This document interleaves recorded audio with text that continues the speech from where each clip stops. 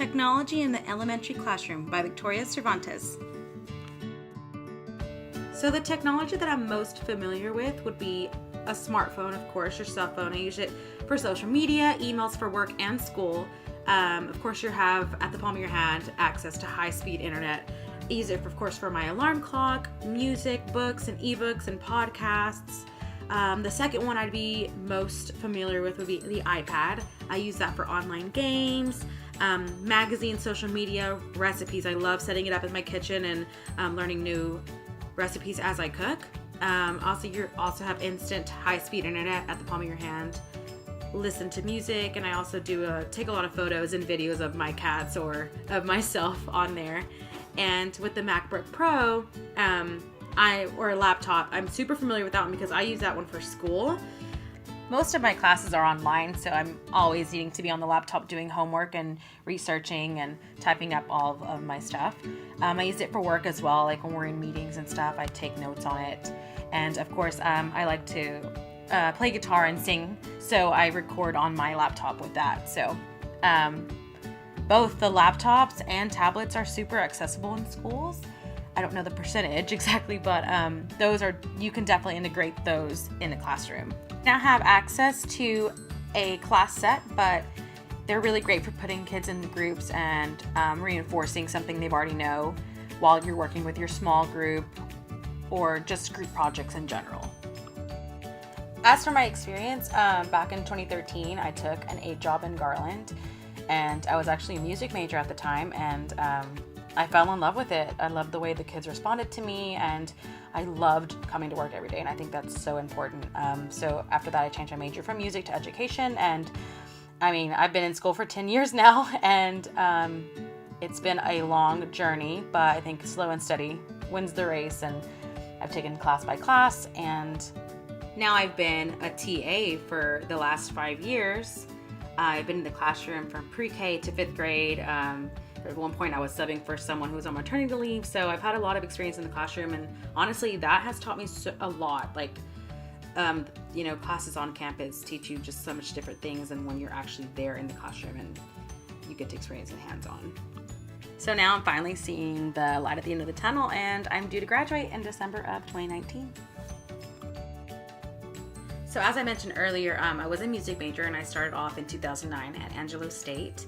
I'm naturally a singer, so I was a voice major. So that's one of my hobbies. I still love to sing. I do it at church, and I do it for myself. I record myself. I never post them, but I record myself. And then I also learned to play guitar while I was in school.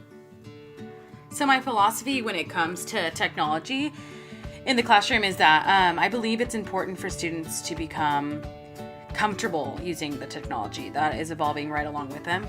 They've been raised to become familiar with technology, and so to use it as a tool will only help them when they get out of school and into their lives, regardless of what they do.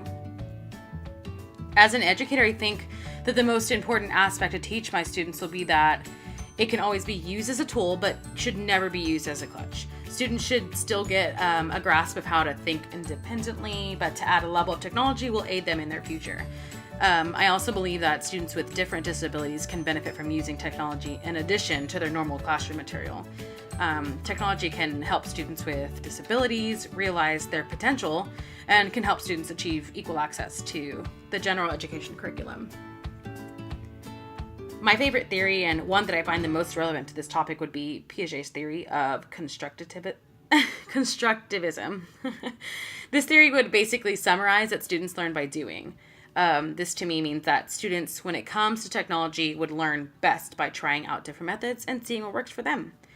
A quote that I grabbed from one of my references was, Piaget's theory of constructivism impacts learning curriculum because teachers have to make a curriculum plan which enhances their students' logical and conceptual growth.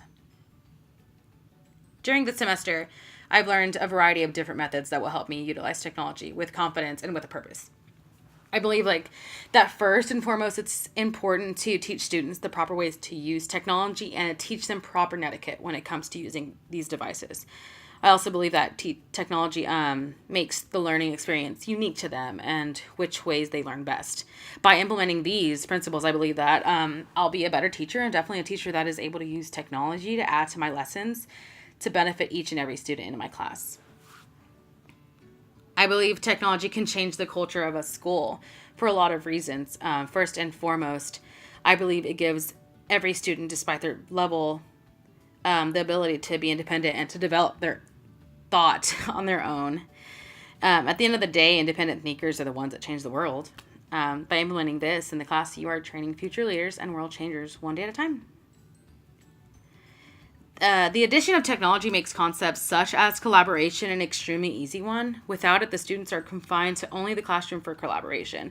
With technology, they can now collaborate together from home, and as well as other environments. It also allows for things such as portfolios to be created so they can go back and reflect on the work that they've created. So much like the e-portfolio we created for this class, they would be able to go back and pull from what they've already done, as well as add on already created concepts and work.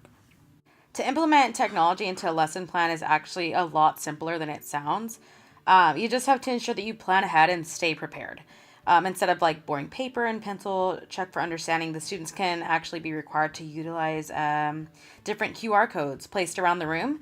This is a simple and effective way to ensure that each student is being engaged in the lesson being taught, while you as a teacher are able to informally assess them and their level of mastery.